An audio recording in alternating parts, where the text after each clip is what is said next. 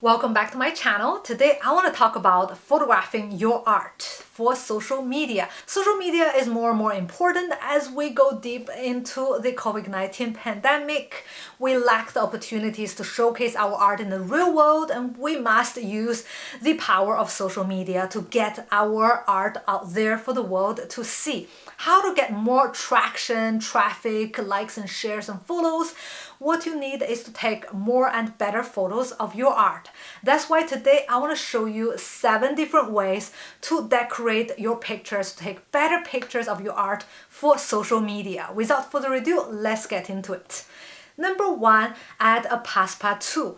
Different social media has different default aspect ratio. For example, Instagram square, Facebook horizontal, Pinterest vertical, and the proportion of your art is fixed. And obviously, you're not going to crop your art. You want to show it as the way it is. How to create a streamlined, put together look for different social media. What you need is a white border around the good basic picture. The basic picture, what I mean is without background, without frames, without anything, just your art. And how to take a good basic picture of your art, what you need is this secret weapon. You need to measure the center of your canvas and the center of your lens to make sure that both of these centers are exactly spot on, aligned with each other, and you need to measure the distance between this point to the nearby wall and the floor to make sure they're exactly on the same spot. This way, this canvas is a square, it is not a distorted or a leather look, so that you have a good basic image to work with, and this image can also help you create merchandising or art print in the future. Number 2, show details. Show the most interesting details of your art. For example, if it is a portrait, you want to show the eye, the lips. You don't want to show something very awkward like the nose, the earlobe, or the hairline. For example, don't laugh. This is a real story. I was in an exhibition and I was talking to an artist, and he gave me this brochure. I saw the art and I was like, wait a second, what is that?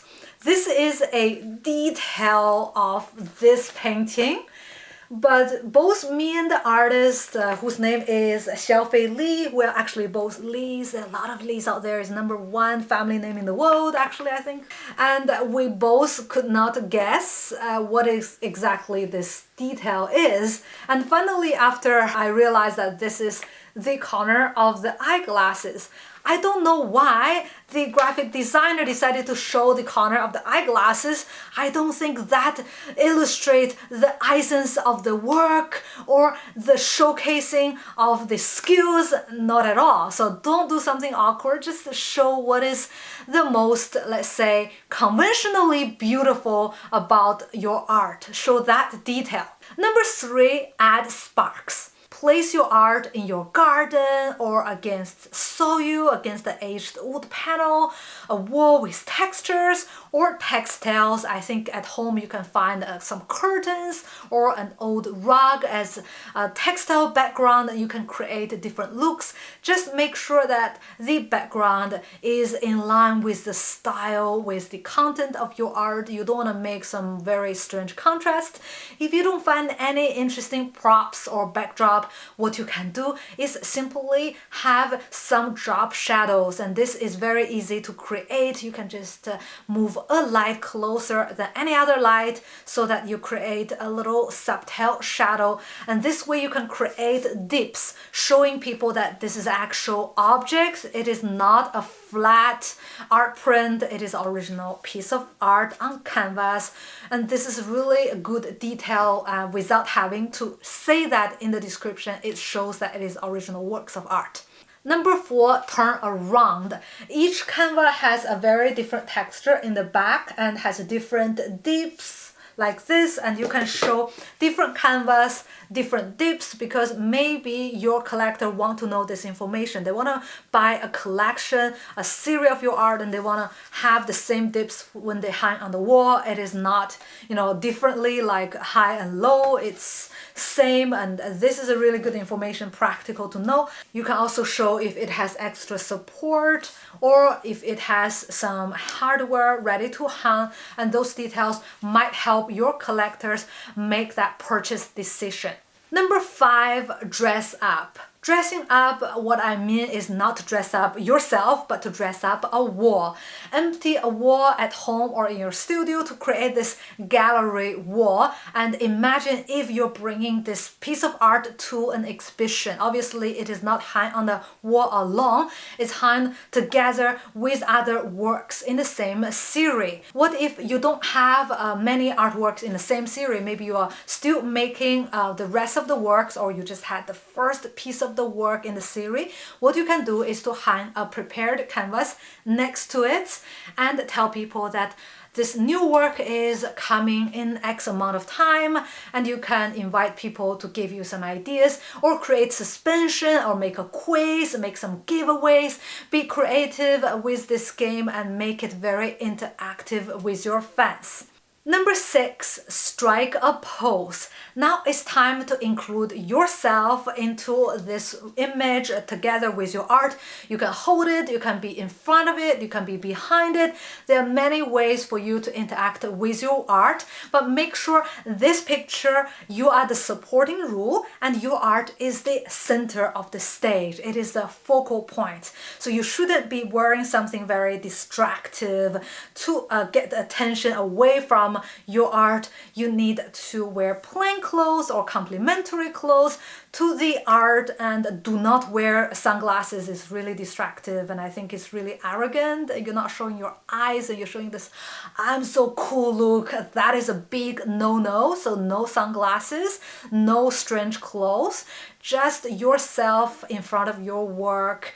And you don't even have to show your face if you don't want to. You can turn around as if you're looking back into the art, or you can look away. And you don't need to have like a really facing the lens kind of look. If you show your face, make sure that your facial expression is aligned with the emotion and the message of the art. Just say if your art is very joyful and colorful, you don't want to give that funeral look. If your work is very serious and sad, you don't want to have this happy-go-lucky look. Just examples, maybe it's not a good example. I'll show you some real examples on Instagram that I see good examples, so that you are emphasizing the message, the emotion, and the whole look and feel of your art should be consistent with this final image. Number 7, behind the scene. Movie fans love to watch the making of, behind the scene videos of their favorite movie. Also, your die-hard fans would love to see the making of your art. You can take some images between the coffee breaks to show the work in progress. You don't have to if you're working with some fast to dry paintings like acrylic. Maybe you don't have the time to take photos between, you just want to finish it and get it over with. What you can do is, before you vanish your painting, you take a wet brush and you are faking it. That's okay. You don't have to really be painting and taking that picture. You can fake it.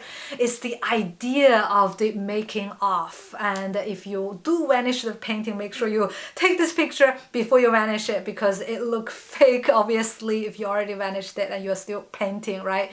And the making of shows another creative process of your artistic lifestyle, and you can show the messy desks, the storyboards. Messiness is totally okay in this case, and it shows a different side of your life, and that creates intimacy between you and your fans, and it's a really good idea to show some behind the scenes. Now you have heard all the 7 ways to take photos of your art. If you have some tips and tricks, make sure you share it with us in the comments box below. Thank you very much for watching. See you in the next video.